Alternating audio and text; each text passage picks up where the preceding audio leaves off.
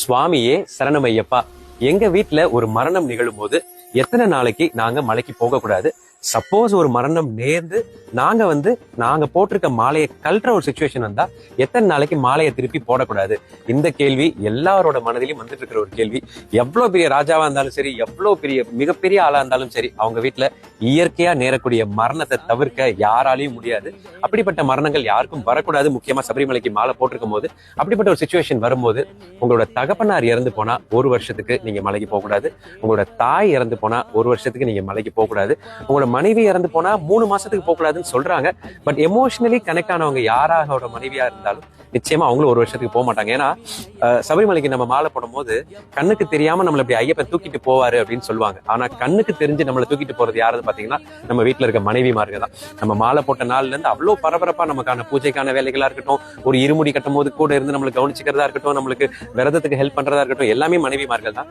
So மனைவி தவறும் போதும் 3 மாசம்னு சொல்றாங்க, அதை நீங்க முடிவு பண்ணிக்கோங்க. மற்றபடி உங்களோட புத்திரன் தவறும் போது 41 நாட்களுக்கும், உங்களோட சகோதரன் தவறும் போது 45 நாட்களுக்கும், உங்களோட பங்காளிங்க 1 விட்ட பங்காளி 2 விட்ட பங்காளி யாராக இருந்தாலும் அவங்க தவறும் போது 30 நாட்களுக்கும். ஏன்னா நம்மளுக்கு அந்த தீட்டு உண்டு அப்படிங்கறதால இது ஒரு ஐதீகமா சொல்லப்படுது.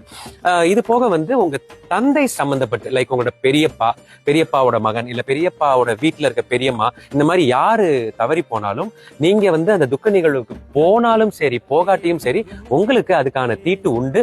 சோ 1 வருஷத்துக்கு நீங்க சபரிமலைக்கு போகாமல் இருப்பது நல்லது. இது போக நிறைய உங்களோட ஃப்ரெண்ட்ஸ், ரொம்ப நெருக்கமான ஒரு ஃப்ரெண்டு, அதுக்கு நீங்க மாலையை கழட்ட வேண்டியதும் இல்ல, பட் சபரிமலைக்கு போகாம இருக்க வேண்டியது இல்ல. பட் எல்லாத்தையும் மீறி நம்ம மனசு ஒண்ணு இருக்குல்ல, ஏன்னா அந்த முகத்தை, நம்ம நெருக்கமா பழகின நம்ம நண்பனோட முகத்தை திருப்பி பார்க்க முடியாதுன்னு ஒரு தாட் வந்துச்சுனாலே மரியாதையாக மாலையை கழட்டிட்டு நம்ம அந்த துக்க நிகழ்வுகள்ல கலந்துக்கலாம். இது மாலையை கழட்டிட்டா திருப்பி எப்ப போடலாம் அப்படின்னா, கண்டிப்பாக ஒரு சாஸ்திரம் என்ன சொல்லுதுன்னா, ஒரு தடவை மாலையை கழட்டிட்டா அந்த வருஷம் உங்களுக்கு சபரிமலை கிடையாது, 1 வருஷத்துக்கு நீங்க போகக்கூடாதுன்னு சொல்ற குருசாமிங்க இருக்காங்க.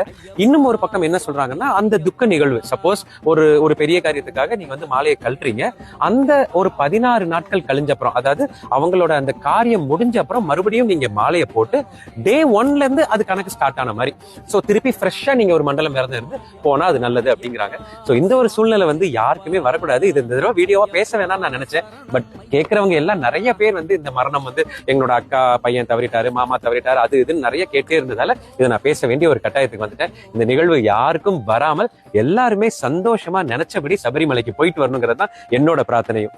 சுவாமியே சரணமையப்பா.